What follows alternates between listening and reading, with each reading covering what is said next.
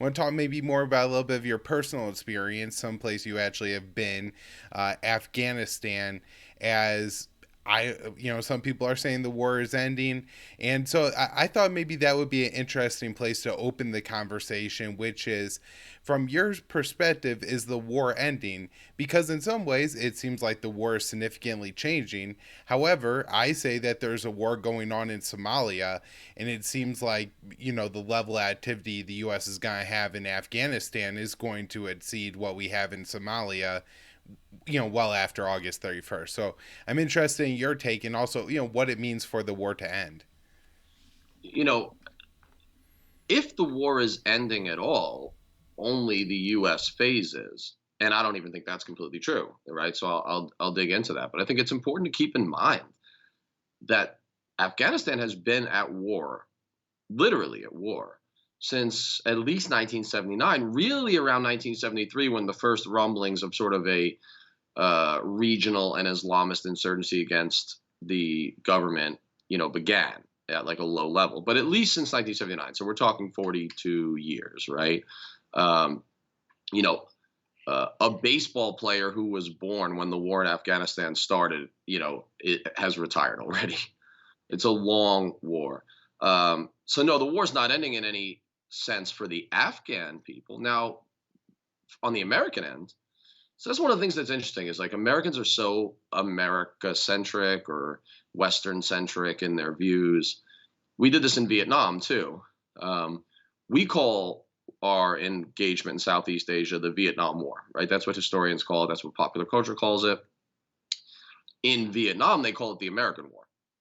And the reason they call it the American War is because it's really only one phase in their war. Because first they fought the Japanese, then the French, then the Americans, and then throughout the whole time, the South Vietnamese government, but also in Cambodia, and then China invades, soon after the United States leaves. So, like, we're just one phase in the war. The same goes for Afghanistan.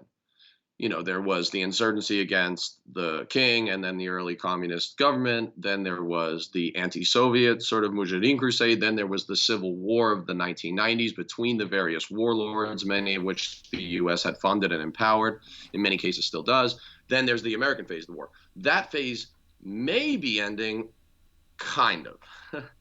And I think one way to start that is to poke holes in the narrative that the American war is just over.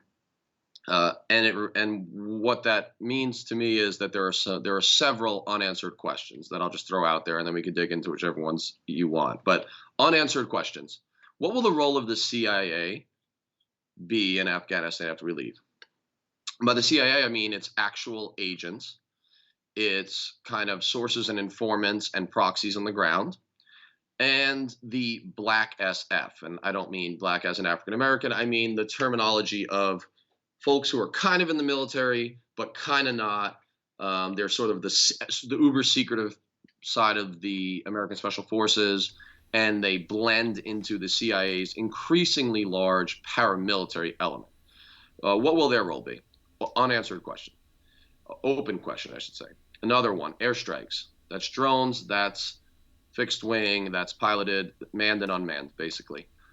We've seen an increase in some of the bombing. Will there be increased pressure for the United States to up its airstrikes as the Taliban continues to succeed, basically, in its offensives? Another unanswered question is, what happens if Kabul is threatened, or a few more of the major cities? Will there be, well, we know there'll be major domestic pressure on Biden to maybe go back in or re-engage or send troops or whatever.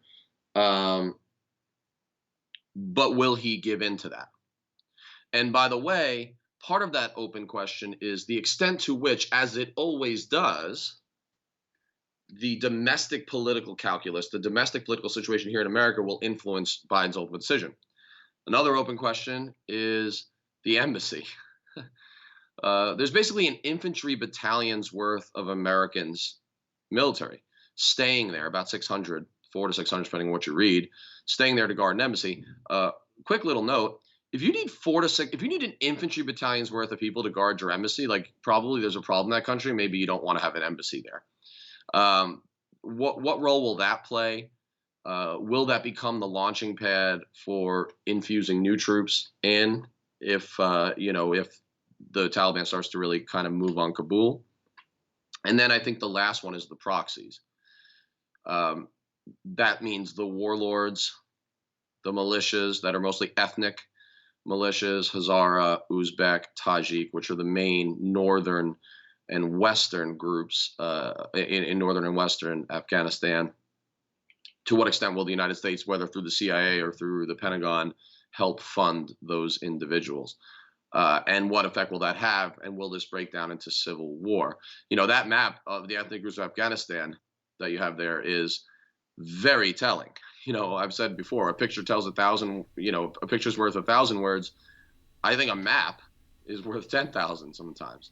The light blue is the primarily Pashto, and they are the plurality, or at least the largest group in Afghanistan, but there's a whole bunch of others, ethno-linguistic groups. There's also some religious differences in the case of the Hazaras, who are in the center of the country. I believe they're the orange, who are mostly Shia. So there's a lot of unanswered questions, and I think that just the fact that those open questions remain. Oh, and one I forgot, big one: contractors, mercenaries. What about them? According to the vague deal with the Taliban, they're supposed to leave too. Any contractor who's paid by the Pentagon to do anything, whether it's provide security, kill people, or just fuel Afghan army helicopters or Afghan Air Force helicopters and planes, or just serve food, they're supposed to leave. But there has been talk, right, that one of the things that might be done is a little bit of bureaucratic gymnastics. So what we'll do then potentially is transfer who pays those contractors to be the government in Kabul. Okay, that might be the loophole that's necessary, but it's kind of disingenuous because the government in Kabul doesn't have the tax revenue to even pay its own police and soldiers. We fund that along with some other donors in NATO. So we would essentially be paying the Afghan government to pay these contractors.